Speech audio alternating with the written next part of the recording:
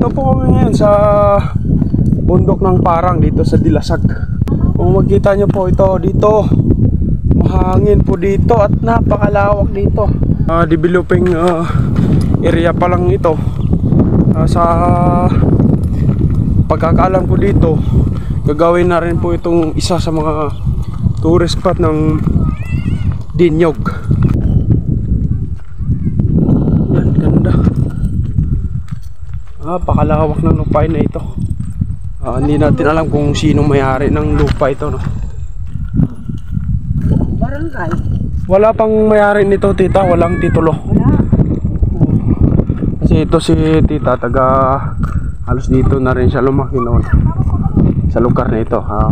Mas kabisado niya. Ano to? Pag may-ari to ng barangay. Maga ito mga astig tong lugar na to. Yan, ito mga nakikita nyo, public property pa. Mga sagana sa gobyerno pa ito. Our hearts beat to the city streets. We began to... Ito po yung kabilang bahagi ng Parang. bundok ng Parang. Bundok ng Parang ito, ma? Oo.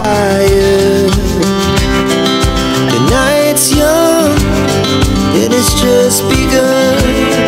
As she puts her hand in mine, we wanna chase the night, wanna dance to the light, pull stars from the sky, just two hearts run. Ganda na dito pala. Hapon kasi ngayon, mga katiga. Maganda na dito. Munta tayo ng madaling araw, yung pasibol yung araw. Kung sa...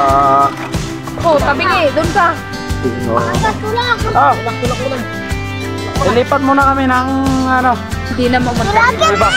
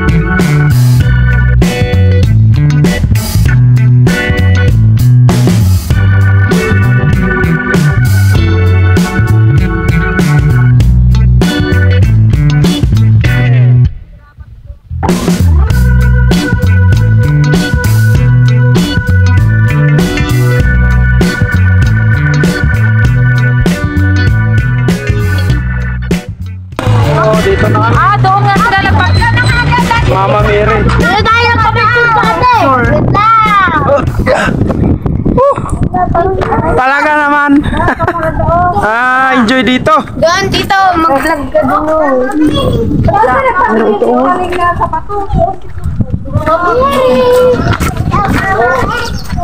Ito yung grotto dito sa bundok ng Parang dito sa Barangay Dinyog. Ito po yung grotto dito na isa sa mga dinadayo at pinupuntahan nila pagka napunta po dito. Sarap dito. Lakas ng hangin dito. Yung cross.